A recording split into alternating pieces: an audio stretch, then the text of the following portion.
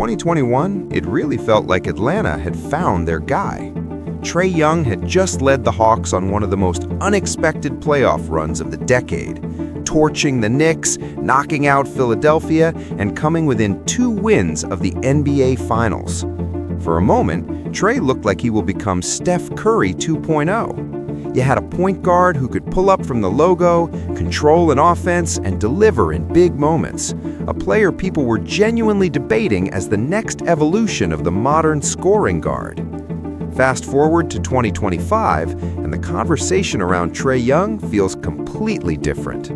Not because he suddenly forgot how to play basketball, but because the league, the Hawks, and the value of his archetype have all shifted in ways that now put Atlanta at a crossroads.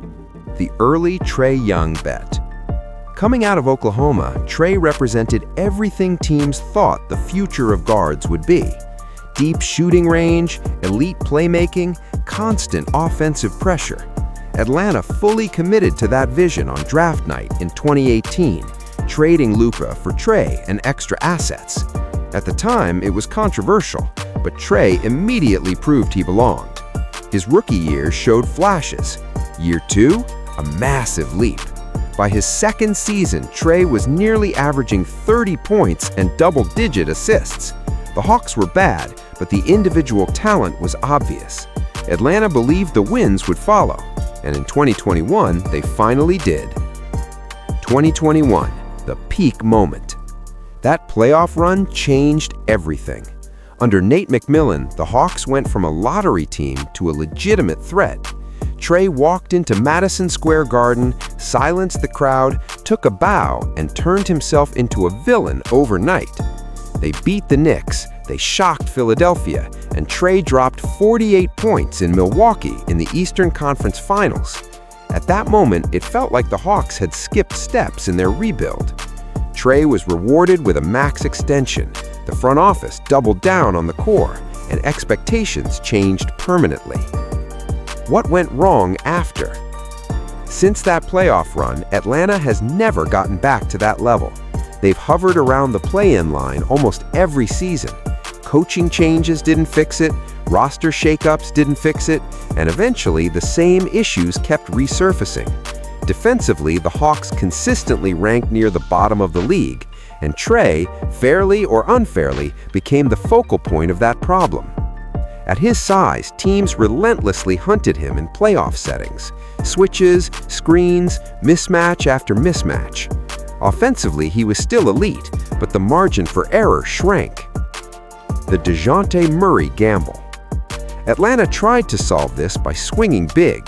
In 2022, they traded a massive package of draft capital for Dejounte Murray, hoping to ease Trae's offensive burden and cover for him defensively.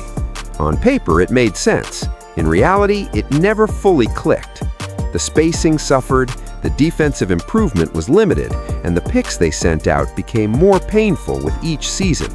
By 2024, the Hawks quietly pivoted, trading Murray away and signaling a shift in direction. Injuries and availability. Another factor that can't be ignored, availability. Since 2023, Trae has missed significant time almost every season. Nothing catastrophic, but enough to disrupt continuity. And here's where the conversation gets uncomfortable.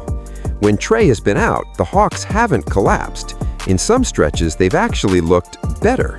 More ball movement, improved defense, clearer roles for younger players like Jalen Johnson and Dyson Daniels. That doesn't mean Trae isn't elite, but it does raise a difficult question. 2024 lottery win and a shift in identity. Winning the 2024 lottery gave Atlanta options. This wasn't a generational draft, but it was a signal that the timeline was changing. The Hawks leaned into development, defensive versatility, and athletic size, all areas where Trae's limitations become more obvious. Jalen Johnson emerged as a legitimate cornerstone. The roster began to resemble a team built around length and defense, not a heliocentric guard. And suddenly, Trae felt less like the future and more like a question mark. 2025, the contract problem. Now we reach the real issue. Trae is eligible for a massive extension, north of $50 million per year. In the current CBA, that number matters more than ever. Second apron penalties, roster flexibility, long-term team building.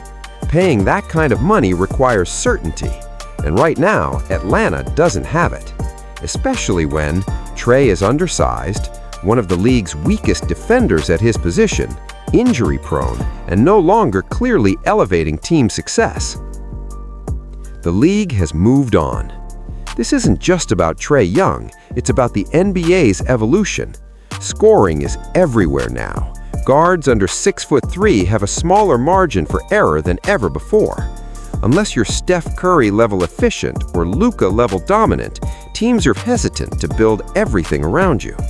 Defenses hunt weaknesses mercilessly, and size, switchability, and versatility matter more than ever. That's not Trae's fault, but it is reality.